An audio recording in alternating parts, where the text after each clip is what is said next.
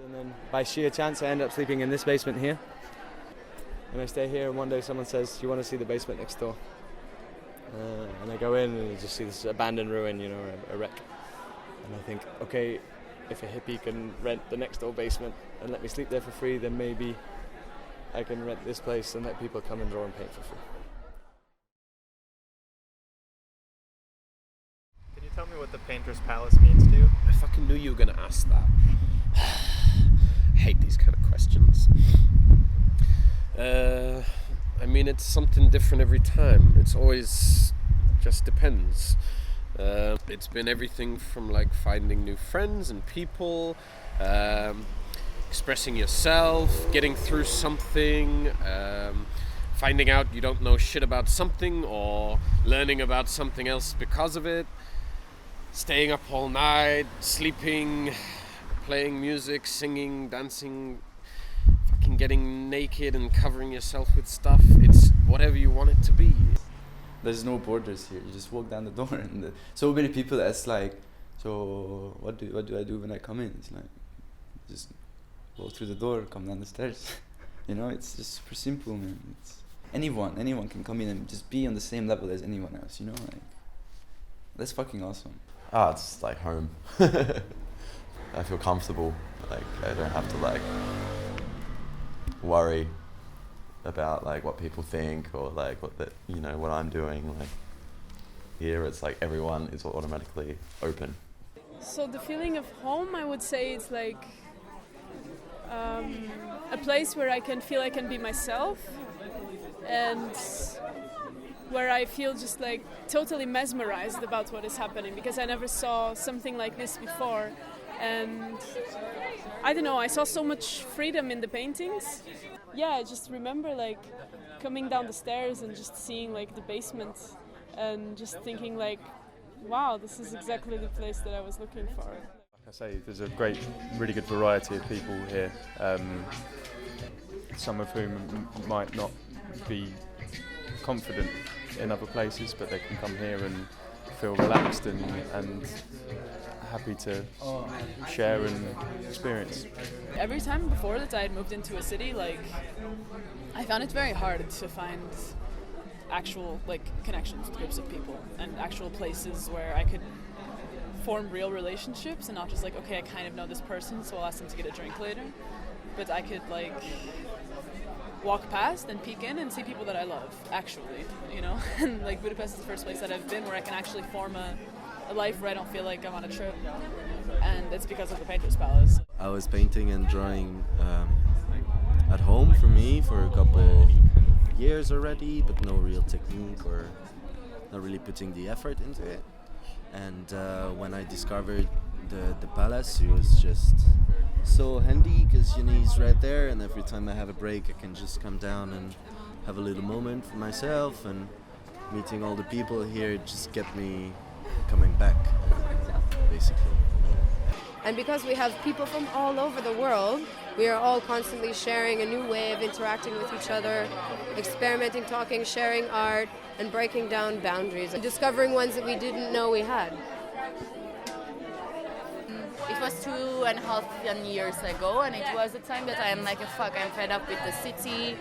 I mean, the art scene is really tiring, and then nothing is going on in a radical way. I was okay, I gave up. I'm moving out. I'm moving another country. And for me, it was a kind of breaking point to meet with a Painter's Palace team. It's just acceptance. It's the easiest way I can put it. In the palace, everyone is accepted and everybody feels accepted. So whether or not you're an absolute novice or actually whether you're a real skilled artist, people are sitting side by side, there's no judgment. And if I look at someone, I said I'm a novice, so if I see someone who does something good, I'm like, hey man, how did you do that? They're always happy to show you, and you pick up a new skill, And I think that's really the essence of it. You can improve your skills, you can learn.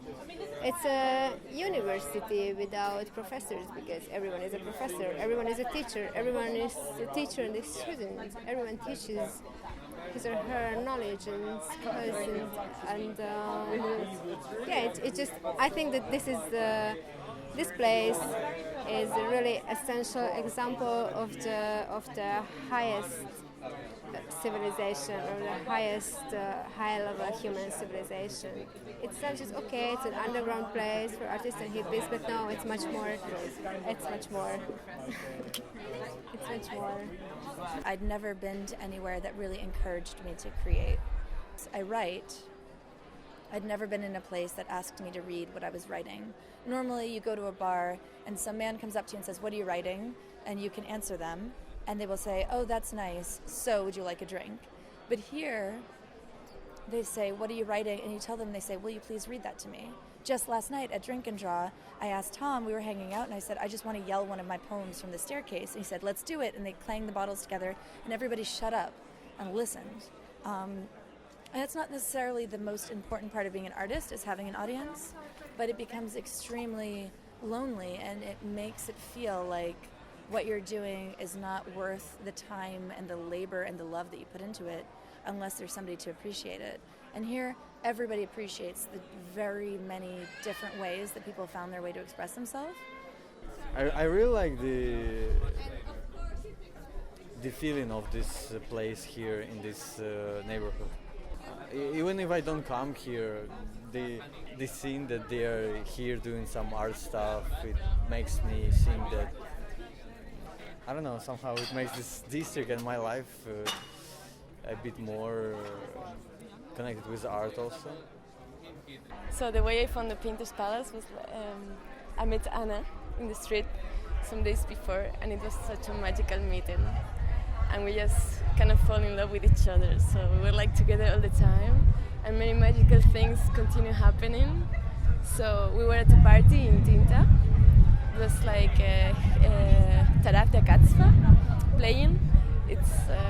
And then we met the guys, we met Tom, and we met Jamie, and we started to speak, and then they just say like, "Why don't you come to the Princess Palace?" We're like, "What is it? Whatever, let's go, anyway." And then, wow, all of this thing appears, in front of our eyes, like all of our universe, like full of people creating and things all around the place. And there was something in the air, like, you are welcome, whoever you are. And we were here the whole night until the sun came up, and we decided to go home, but with this feeling like, wow, we really found something amazing, like this is something out of normal. And this is my chosen family, I say it to everyone. It's a really cool, sometimes tough, sometimes not. It's like not always without problems, but it's like an actual family, like very accepting place. They understand who you are, they spend the time enough to discover, okay, is this person really this crazy or not? Or just a side effect. So yeah, it's a cool place.